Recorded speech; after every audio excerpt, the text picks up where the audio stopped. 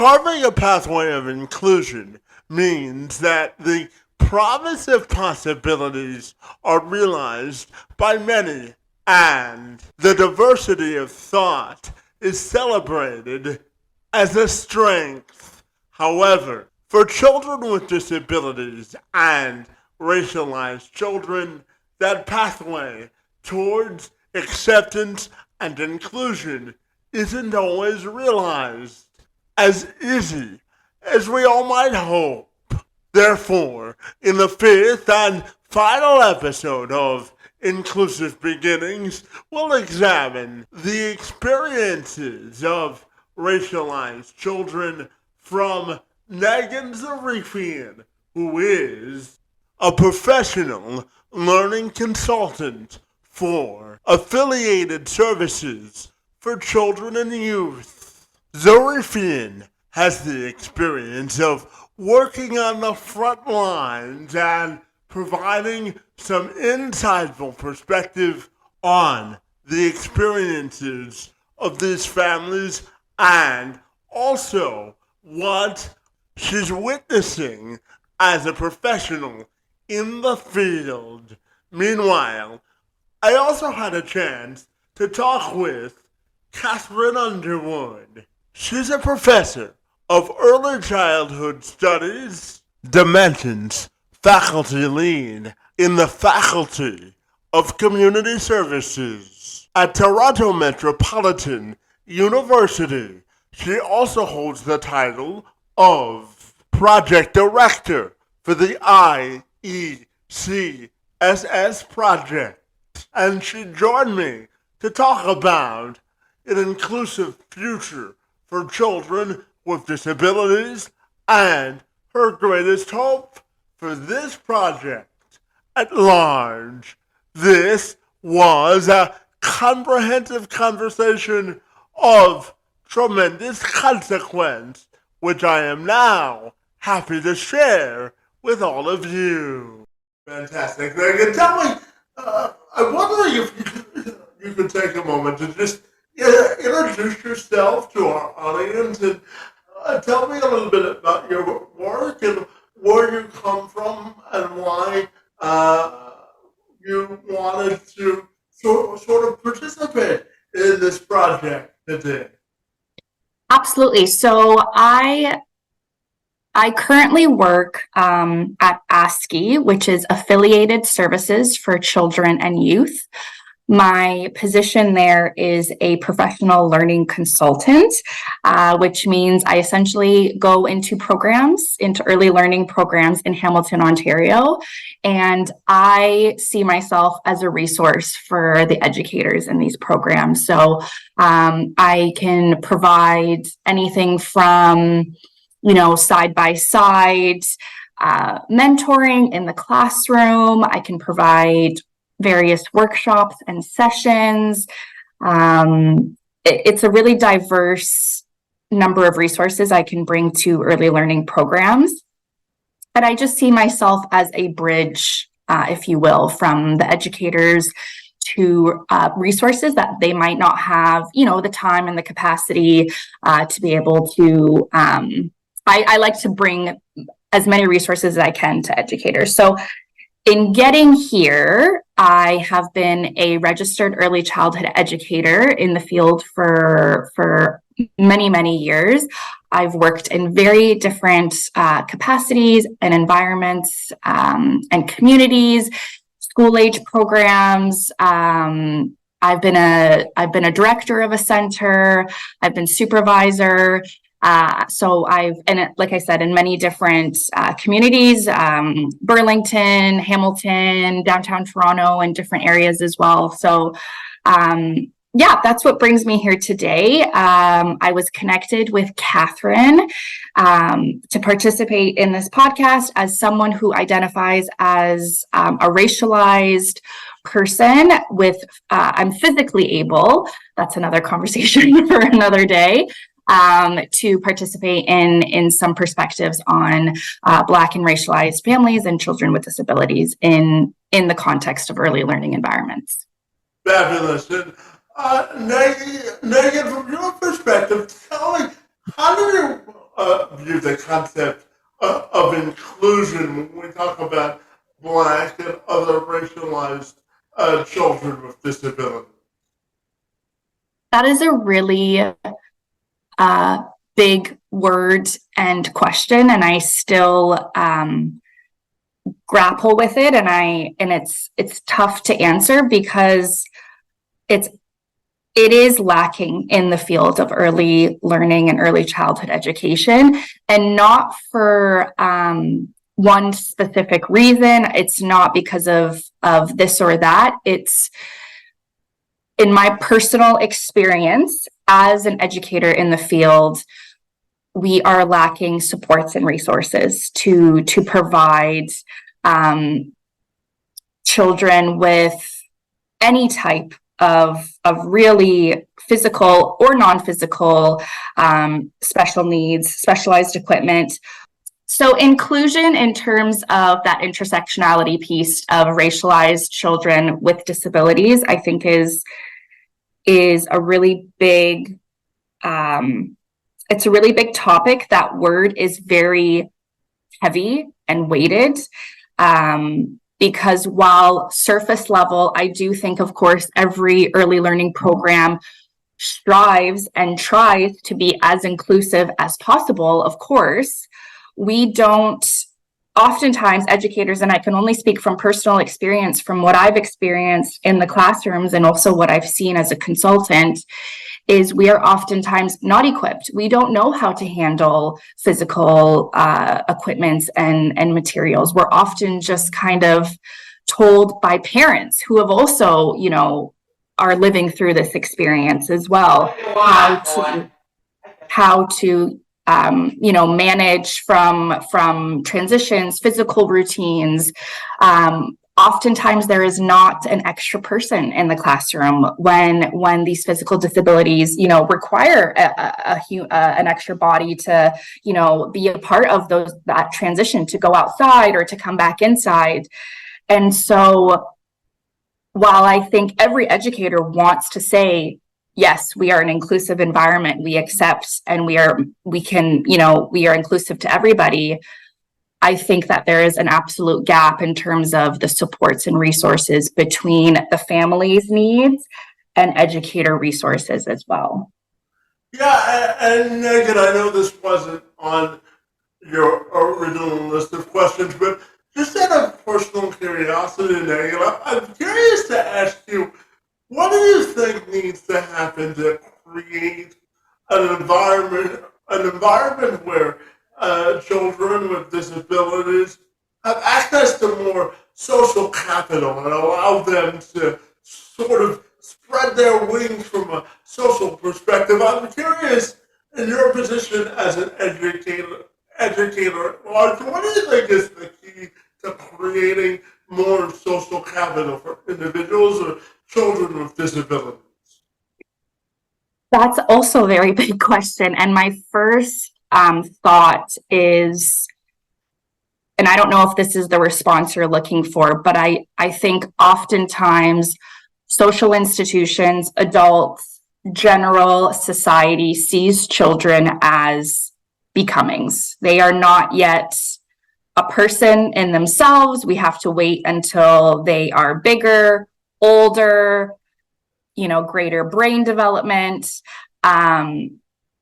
Whereas I think there needs to be a huge shift and pivot into the perspective of the child, looking at that child, regardless of who they are and what they bring, is that they are a being in and of themselves today in this very moment, and how to promote and encourage who they are now rather than waiting for them to become something else. So I don't know how to exactly answer that question, because I think there just has to be a really big pivot in shifting how people perceive young children apart. And then we're talking about the intersectionality piece of Black and racialized children with physical disabilities as well, which is a whole other piece in and of itself, and how those children can be seen and valued just as much as the other children in these learning environments. Well, I don't know if I answered that question, but that's kind of. Of course you did. I mean, we could get a whole another hour of a podcasting episode out of that one question, couldn't we? Yeah. Absolutely. And now you tell me, what do you think needs to happen to foster a more inclusive environment when it comes to early childhood education and the system at large? So, I mean, systemically speaking, the systemic racism is real and alive and shows up in harmful and dangerous ways for young children every single day. I can speak as an educator, of course, because that's my personal experience. Mm-hmm. And I can confidently say that as much as I enjoyed my 2-year diploma program to get my early childhood education diploma and to become a registered early childhood educator, yes, there might have been a course on inclusion. However, if you blinked or missed that class or what have you, you would have, missed that inclusion piece. And I think, again, educators, and I'm not taking away from educators because we do so much in a day. However, it's not enough to support and meet the needs of families that are coming into our care every single day. And I think just starting by equipping educators with knowledge and information of not just the Western perspective family, right? Like who else is coming into our programs and into our care.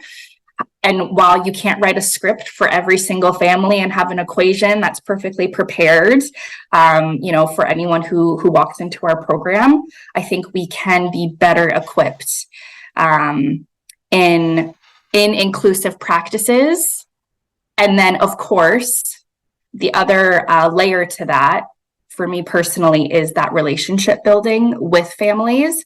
I think it also has to be coming from a place of authenticity, where you can have conversations with those families and be like, listen, what are you doing at home? I'm having a hard time with XYZ in our program. Let's collaborate together and work on this together. And you can't have those conversations unless you have already worked hard at building a really trusting relationship with that family. So there's so many layers to it, but I think those are kind of the two pieces that come to the forefront for me when thinking about that question. Absolutely. And now you tell me, when we think about race and disability, how do you think they're interconnected when it comes to the early childhood education system? And what do you think people need to know on a broader scale when it comes to this discussion? I mean, they are intrinsically connected. They absolutely are. Again, children are coming as they are into your program, not as you wish them to be. And can you say the question again, Kevin? Yeah, I'm just wondering your thoughts on how you think race and disability are interconnected within the educational system. Yeah, so they are intrinsically connected. You cannot separate one from the other because you cannot separate the person or the child that comes to you the way that they are. And I hesitate to use the word complex because I don't think a child just coming into a childcare program needs to have this, complex piece added to it. But I think the word complex is to the situation rather than to the child. So I do want to separate those things as well, because a child just wants to be included, loved, valued, and cared for, just like every other child. But when we bring that racialized piece along with physical disabilities, there comes challenges with again, on top of social institutions and the systems piece above, like trickling so far up above, I'm seeing it from the ground up because that's where I come from. I'm an educator that's been in the field and on the floor for so many years. And all I want to do is support these families and support these children. But sometimes I don't feel equipped to know how. And that's a shortcoming on me as an educator, but it's also a shortcoming on the larger system in itself. And I never want it to feel a shortcoming from the family or from the child. And I think that's ultimately what happens from time to time, a lot of the time, unfortunately. And speaking as a racialized person, I don't have children of my own, but I often reflect on my mom's experience as me, a small child who didn't speak any English, starting in childcare, who looked a little different than other children, brought different types of lunches and food. I do actually remember, apart from my mom's, retelling of stories, being othered from time to time. And that's me not coming from, I am racialized, but I'm not Black and I'm physically able. So if I'm being othered, I can only imagine the challenges that Black children and families with physical disabilities experience on a day-to-day basis. Yeah, so let's dive into those challenges when it comes to racialized children and their families. What sort of challenges do you see?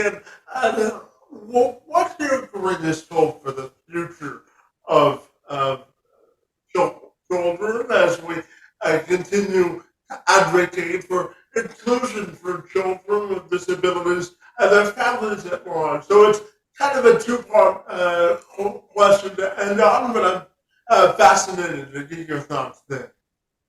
So I think just shining a light and illuminating the conversations that we are having now, the work and research that is being done, I think is a really important piece. That's again bringing it to the surface, because why aren't children who are racialized and Black with physical disabilities not being cared for and valued the same way, right? Again, we can have another podcast and talk systemically about why that is, but in the context of early learning programs, for instance, our physical environment is what it is. We can't really change walls, we can't reconstruct, we can move some furniture around, but that's about it. So if a child with a physical disability starts in our program tomorrow, it is essentially up to myself and my room partners how to make this physical environment work for this child. It wasn't ready for that child up until they registered and started in our room. There was not a lot of prep time, if you will. The child may or may not have come for a visit for a short period of time. And I just must think, how must that child feel when they're coming into a physical environment that is not suited for them? And it is suited for physically able children. And the adaptations that are perhaps being made are so, I don't know what the word is, MacGyvered, if you will, that we're just making it work to the best of our knowledge, to the best of our ability. Is the family's voice being heard in these situations? And that's where I think maybe that racialized piece comes into play, right? The perspectives and the experience of the educators, all these things play a part in the experience of that child in this room. And I do get sad thinking about, I do think back and reflect on my time, in some situations where I know I was not equipped for this, and I wish I could do more, and I did not know more. But what I could do was, again, build that relationship with that family and hope and feel that they were seen and heard and experienced some sense of belonging. as we figure this out together. But I don't think the responsibility should always be on the family as well to walk us through this and work through this process.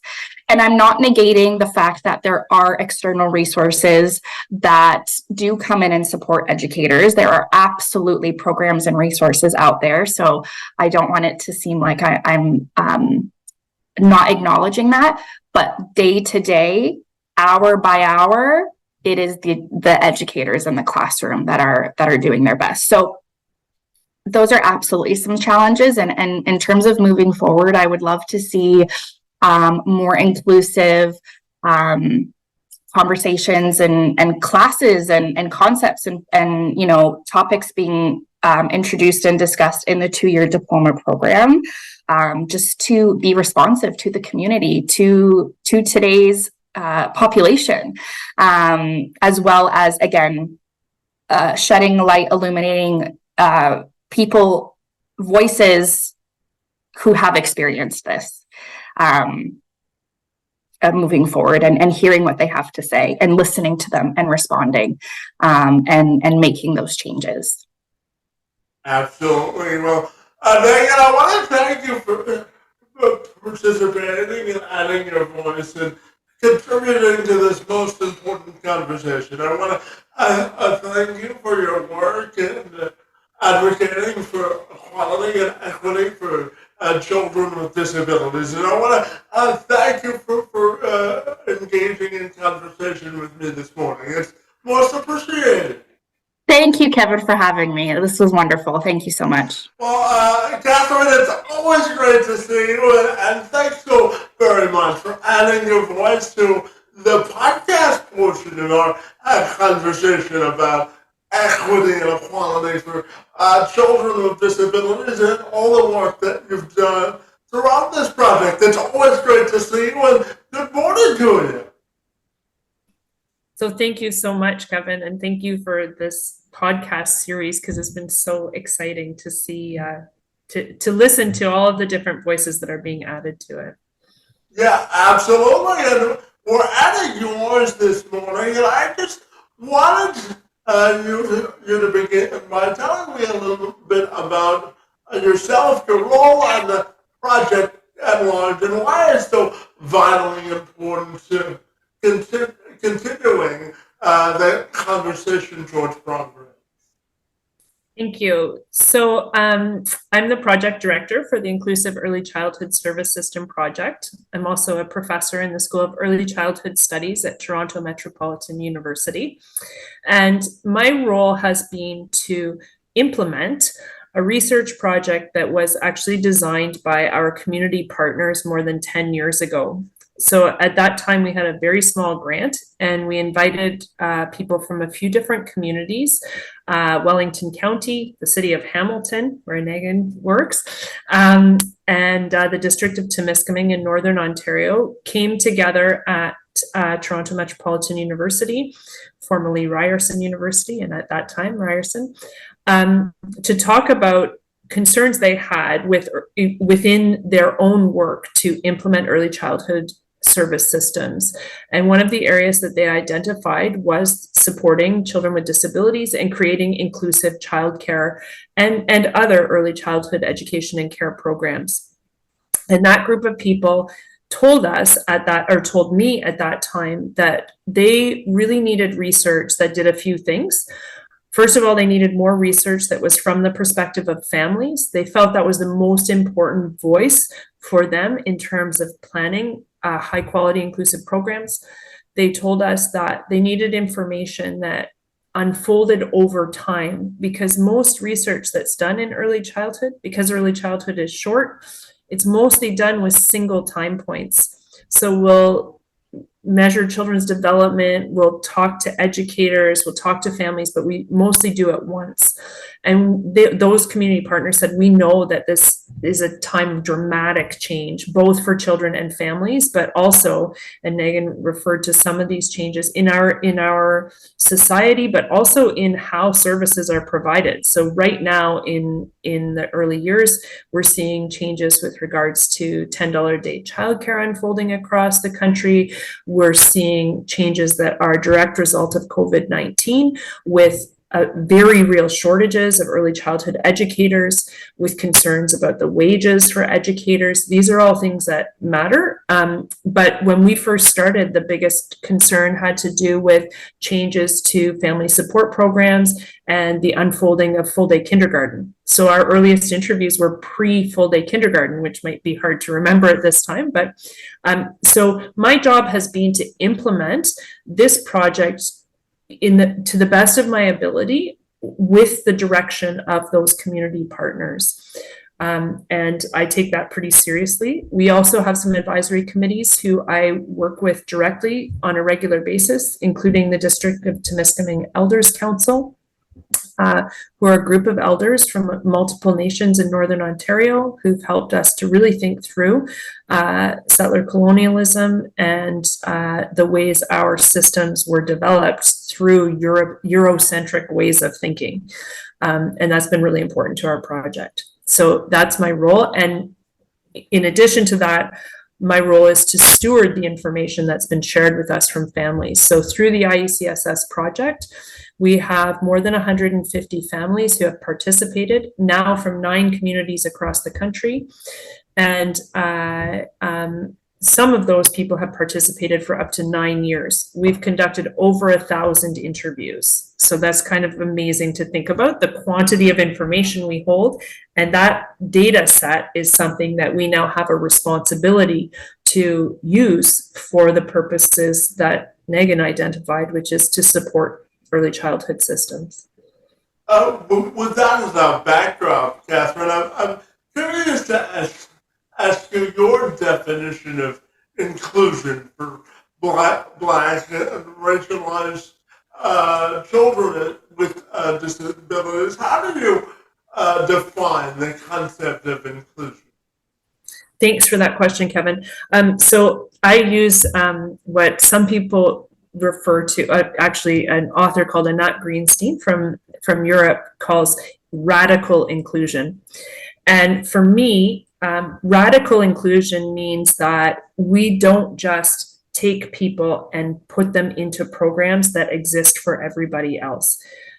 The problem for me with inclusion, and as Megan mentioned, people have been trying to do inclusion for years. In this country, we've been talking about inclusion for close to 100 years. I think that part of why many children are still not successfully participating in their communities and in the programs that we have is because we have been trying to assimilate them into programs that were not designed for them in the first place. And I think that that has to do with disability. And I very much believe that it is intersectional, both with race, but also with economic well-being. Without a doubt, poverty is a very big risk factor for whether or not children will participate in early childhood programs, but also in early intervention programs that are designed for children with disabilities. So to me, inclusion is full participation in the places and spaces where you want to participate. I think that means that we need to consider the question of inclusion into what. So I think that we want to include children into places where they're able to play and build relationships with their neighbors, but also with people who have shared lived experience, because disability can be an important part of somebody's identity, and also with their racial, ethnic, and linguistic communities. And that means that all of those spaces need to be accessible, both physically, but also emotionally. And with regards to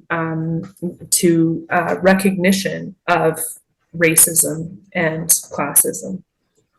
Yeah, absolutely. And from a educational perspective, Catherine, I'm curious, what do you think needs to happen to create a more inclusive environment for Black and racialized children with disabilities and to thrive when it comes to the educational system at large? What do you think are the keys there as well?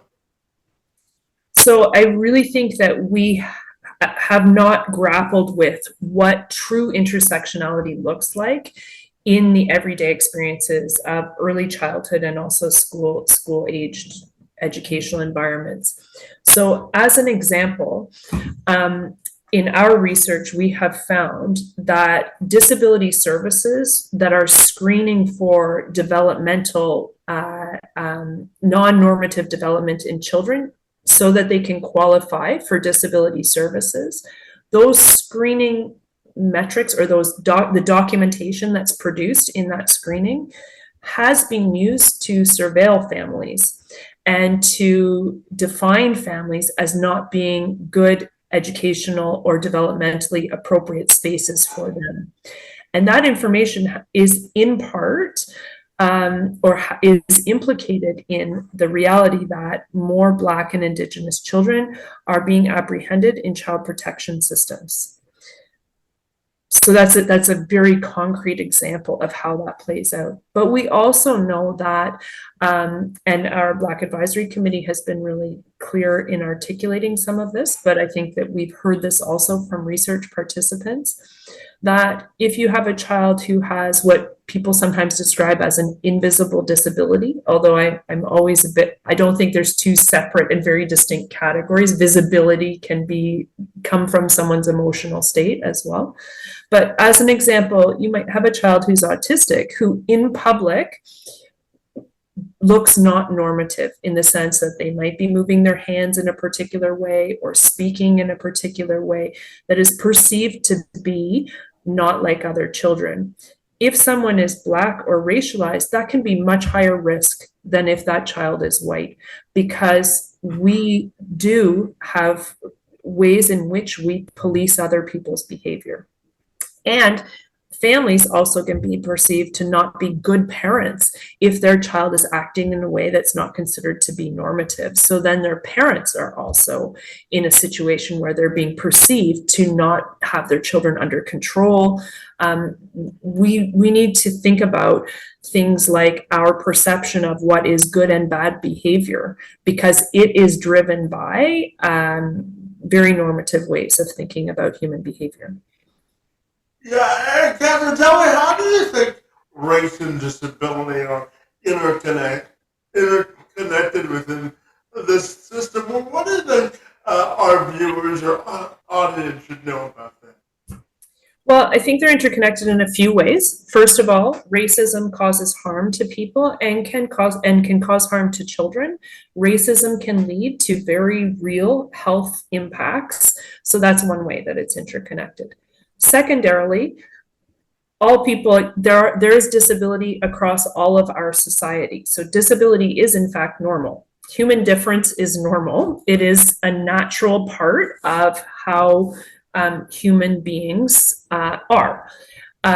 The reality is that we often talk about disability as being separate from the other conversations that we're having about equity and equality in our society. So I really think that we need to focus on the equity portion of our understanding around disability, and that requires us to consider it in relation to other forms of inequality and inequity. So for the most part, our conversations around disability are tied into people getting service. The idea is that if people have enough service, then they won't be disabled.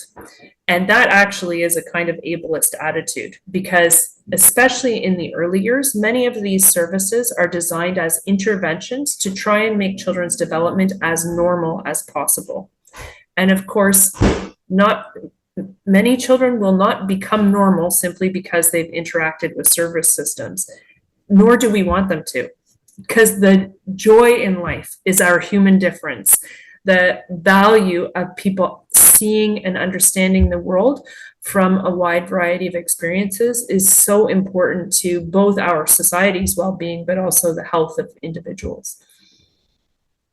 And when we talk about inclusion from the perspective of Black families in particular, I'm wondering your thoughts on how we level the playing field for Black families and their children with disabilities to make sure that there's an equal footing and that they have a chance to thrive within our educational system and beyond. Thanks, Kevin. So I'm gonna say I'm glad that you are here because I am a white European woman, you're a person of European heritage. So I will not speak for Black families, but so I welcome your thoughts on that. But I will say that from the perspective of families in this study, I think there's some things that we can look at systemically. So the IECSS project, while we interview families and hear their stories, our goal is to actually study the system itself. So Megan referenced systemic discrimination. We're interested in how this system is designed. So I think that's one of the answers. It's only one of the answers, though, that we can look at the design of this system and say, what is happening in the way this system is designed that is perpetuating ableism and racism? One of the things is that it is a very complex system. It is not that the children and their families are complex, the system itself is very complex. We have created societies where people are interacting with bureaucracy all day, every day. And that is more so for disabled people because many services require them to have some kind of intake process in order to qualify for special things so they can participate, because those things were not designed for them in the first place. And we can think about that with relation to physical disability. Megan's example of a child registering for a program that physically is not designed for them. That's true about many other aspects of those programs as well. So if we can start designing from the outset for a wider range of people, then we will reduce the need to go through bureaucratic processes for people to participate. I think the second thing is that most of the work we do around education zones in on classrooms or rooms in childcare centers or rooms in family support programs like drop-in programs. But the reality is that for families, even if you have a single classroom that's highly inclusive, they may be experiencing exclusion in many other environments. So I think we need to look at inclusion as something that happens across community rather than simply within single programs. And that's a lot to ask of educators. I don't expect educators to solve all of our social challenges that we face based on many factors. However, having greater awareness of that can bring greater empathy to the relationships that people hold. And Megan mentioned that this is highly relational. It's so important to build authentic relationships with families, but we need to recognize our own social identities when we do that. And we need to recognize that our social identities matter. So the three of us can all have really good social relationships, but we still hold our identities, and that affects how we interact with each other. Yeah, absolutely. And I guess I just have a personal curiosity, and I think this would bring more light to our conversation this morning. I'm curious your definition of sort of educational equality and equity for children with disabilities, and how you define educational equity and equality. Mm-hmm. I don't know the answer to that question. I'm going to think for a second. Well, okay, I'll say I'm not sure that I have an answer. I think that that's quite individual, actually. So I mentioned when I was defining inclusion, I would say that it has to involve people being included into the spaces where they want to be included. I work in a university, so I will tell you that I am influenced by the writing of Amartya Sen, an Indian economist who talks about something called capability theory. His articulation of human capability is that it is highly contextual. So it matters if your gender matters, but it might matter more in one place than another place. Your race matters, but what it means to be a Black person in Yellowknife, Northwest Territories versus being a Black person in a place where the dominant race is Black would be different. So I think that that's part of it. It's part of our understanding of equity and equality, that it needs to be highly contextualized. And this makes me think, I wasn't going to talk about it. This is an idea that I didn't know I was going to talk about today, but we actually have an international advisory committee on the IECSS project. And that arose because my colleague Marisol and Garita Moreno from Colombia, who I met through an international conference I was attending. I was presenting, and she approached me and said, "Oh, I love this project. Can you come to Colombia, to Bogota, and do this project in Bogota?" And I was a bit shocked. I was like, "What? Really?" First of all, I was flattered. I was like, "Oh, we're doing such good work. People are interested." And secondly, I thought, but what would this look like in another community? Because as I mentioned, it was designed, it came from the interests of our community partners. So there's aspects of what we're doing that I think could be of value elsewhere. But we've been working with our International Advisory Committee to ask them, what would this look like in another country? And one of our newer International Advisory Committee members is from Ghana. And she has lived in Toronto. She's spent a lot of time in Canada, but she's now working at the University of Ghana. And I'm interested in, like, what would be of value there that would genuinely be of value. So I think one of the things that we are doing is mapping out these systems, and that would look different in different places. And I think that would matter in terms of defining equity and equality. What does it look like to get access to education in a place like Canada, where we have one of the most educated populations on earth, as compared to in a place where the average person does not complete elementary education? I think we need to consider that in relation to each other. So there's a global conversation to be had about equity. We are tremendously privileged here in Canada in so many ways, but we also do not have equitable or equal access to this privilege that we hold in this country. Yeah, as we bring our conversation to a close, Catherine, I'm curious to ask you, what do you see as the greatest challenges ahead for Black and racialized families with children with disabilities? What's your greatest hope for the future, and how do you hope this project will evolve over time? So first of all, I think the specific experiences of racialized and Black families with relation to disability services, I think the challenge is to all of us. And this is why I think that it's important that people who look like me, who are white, are part of that conversation. I'm not speaking on behalf of racialized people or Black people, but I have to be part of the ways in which we think about this going forward, because we need to start talking about how intersectional identities unfold in real and concrete ways. Because I think for many people, this is kind of a conversation that they know in their minds is true, but they can't really imagine what it looks like in the everyday activities that they engage in. So having very concrete examples can help people to understand that. And I think that's something we need to think about going forward. I think that Megan identified some of the other challenges with relation to, for example, having good education for early childhood educators. The majority of what we're teaching people in schools doesn't really get to this, my notion of radical inclusive education, like a really comprehensive understanding of how disability can touch every aspect of someone's life, and sometimes in very good ways. Most people are really uncomfortable with the term disability, especially when they're talking about the youngest children.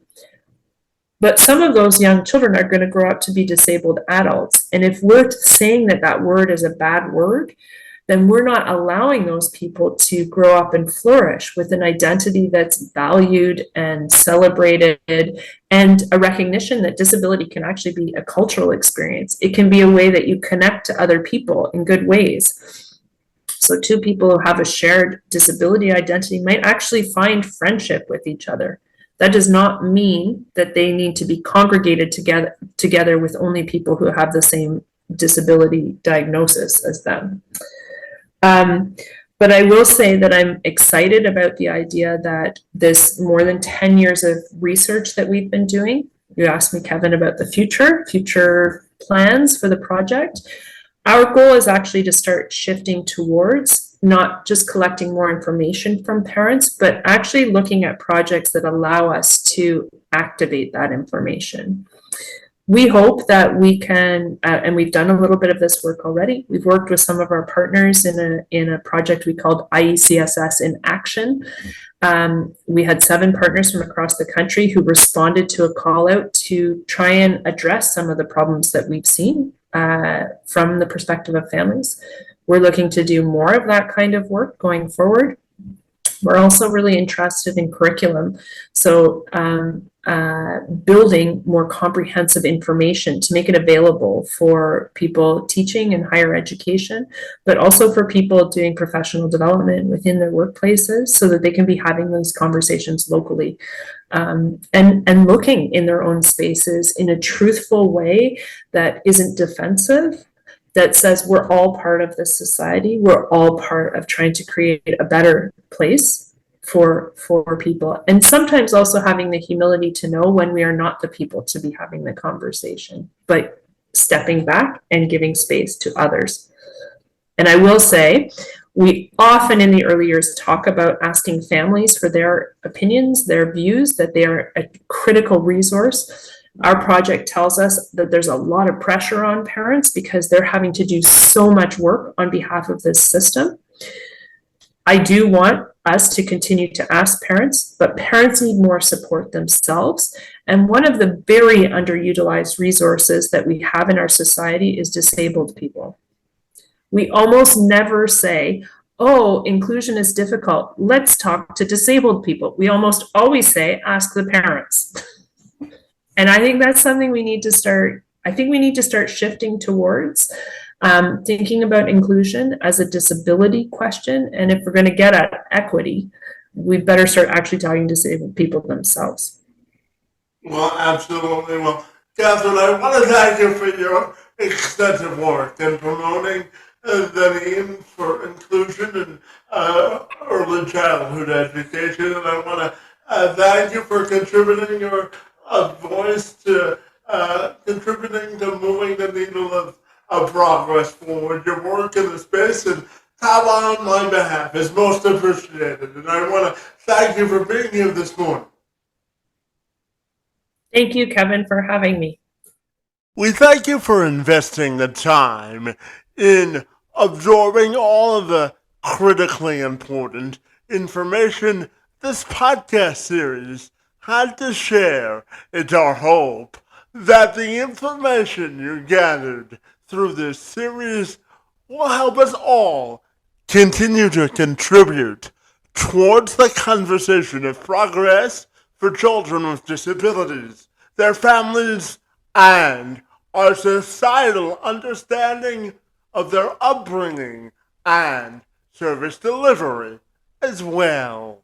I'm Kevin McShann, and I thank you for your time and consideration.